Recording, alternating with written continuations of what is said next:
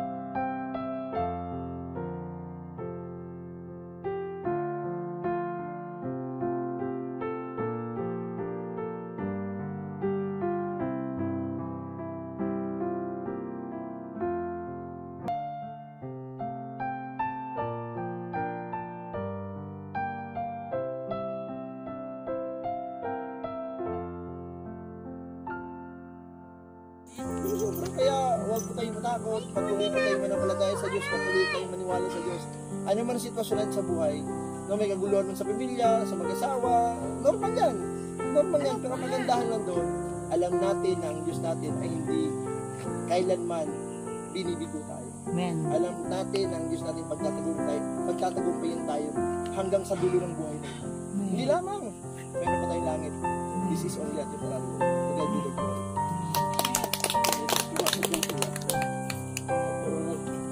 Gumagawa tayo ng kasalanan.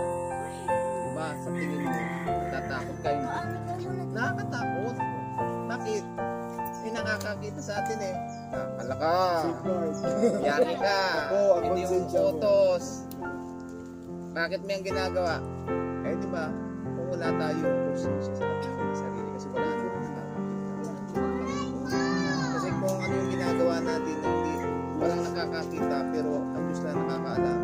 Sabi nga, ito ang wakas ng lahat ng bagay. Ikaw ay matakot sa Diyos.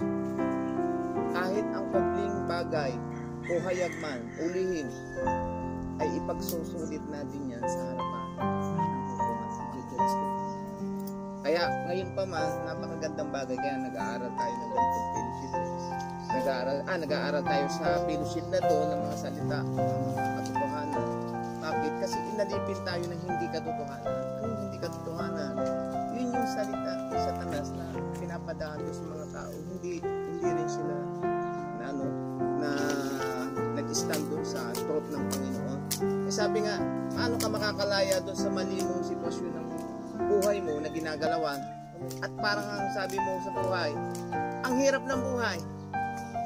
Natatakot ka kasi wala nang ganito, walang ganon. Kasi ang inaasahan natin ay mga bagay na nandyan para sa ating mga sarili at sa ating sariling kakayanan. Sabi nga, it's not by might nor by power but by Spirit the Lord. Kaya kung ang lahat ng bagay binibigay natin sa Panginoon, sabi ng Panginoon, magsiparito kayong lahat na nakapapagal at nabibigat ang lupa at kayo'y aking pagpapahisabi po ng Panginoon yan. Kaya kami, diba, wala rin trabaho. Wala rin trabaho. Alam mo ito? Sino pa walang trabaho? Walang trabaho. Sino pa? Sino pa? Ah, yan. Dami. Oh, kuling. Wala pa? Oh, wala din. Gusto mo may isang family? Amen. Siyempre. 101% kapag muli kang bumalik Oh, sa daan. unahin mo si Lord. Ang release, ang train, ito train. Ikaw yan. Ito yung release, salita nila. Kapag yung train na yan, na-discourage, wala yan. Hindi yan makakapunta sa akin. Ay kung blessing na sa dulo. Kailangan, bumalik ka sa release at train ka. Kung nasira, re-referin. Abanti ulit yan. Pupunta na sa blessing. Makakamta natin. Makapagpatuloy tayo. Kasi kapag hindi tayo nagpatuloy doon sa finish the race, doon sa ating race na tinatakbuhan, hindi tayo makakarating doon sa ano. Kaya nga, yung kwento, yung nadapa na, pero ilang beses yung bumangon. Bakit talo ka na? Bakit tatakbo ka pa? Sabi nga, kailangan ma-finish pa rin yung race na tinatakbo. Katulad nga yung sinasabi rin ni Bernardine, kailangan finish the race. Ang Panginoon nga, sabi nga, nung natapos na yung kanyang dapat gampanan doon sa lupa, sabi niya, naganap na, it is finished. Ibig sabihin, natapos na niya, nagampanan na niya. Ay, yung ating gampanin, natapos na ba? Baka hindi pa, kaya nandito pa tayo sa lupa. Kapag tapos na tayo dito, ay di ba, nung tapos na ang Panginoon, iniyok-ayok na niya yung kanyang, yung kanyang ulo. At sabi nga, Panginoon sa mga kamay mo na pinagtatagubilin ko. Sa buhay natin, sabi nga, pagkamat ang kamatayan ay kinakatakutan ng tao, pero yung kamatayan yun, sabi nga, yung ikalawang kamatayan, ang dapat natin katakutan. Bakit? Kasi yung kamatayan na yun, sabi nga, ay itatapon doon sa 2014 ng Revelation o pahayag na sa dagat-dagatan o ikalawang kamatayan na ito, itatapon nyo sa dagat-dagatan apo yung mga tao, mga duwag. Hindi nila tinayuan yung salita ng Panginoon. Hindi nila tinayuan yung pangako ng Panginoon. Kaya ang tawag sa kanila, duwag. Pero sino yung mga matatapang? Dito, tapang, sugod na sugod. Kasi hindi sila natatakot. Kasi kapag ang tao tumingin doon sa takot at pinanghawakan niya yung takot, doubting. Ano ba? Dalawang akala. Yun ano. Ibig sabihin, danger yan. Ibig sabihin, kapag natakot ka at tinatakot ka, nagkakaroon ka ng aninlangan. Ang salita ng Diyos, araw-araw po natin yung tulay. Araw-araw natin yung akit. Yan ang magpupungkir sa takot natin. Bakit? Kasi ang salita ng Diyos na ating naririnig, na ating binabasa, na ating pinag-aaralan. Yan ang salita ng katotohanan. Sabi nga sa John 32, when you know the truth shall set you free. Kaya kung alipin pa po tayo ng takot, yan po yung magpapalayas ang salita. Pari na po.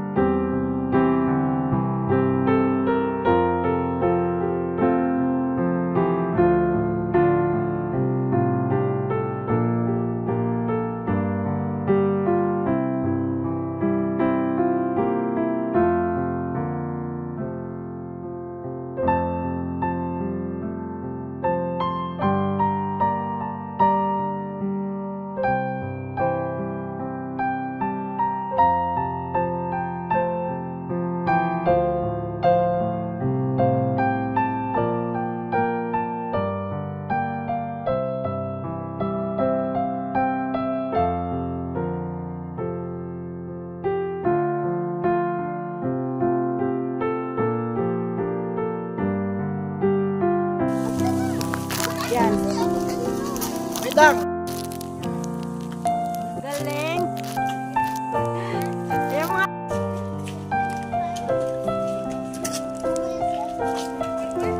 Oy, gusto yung madami.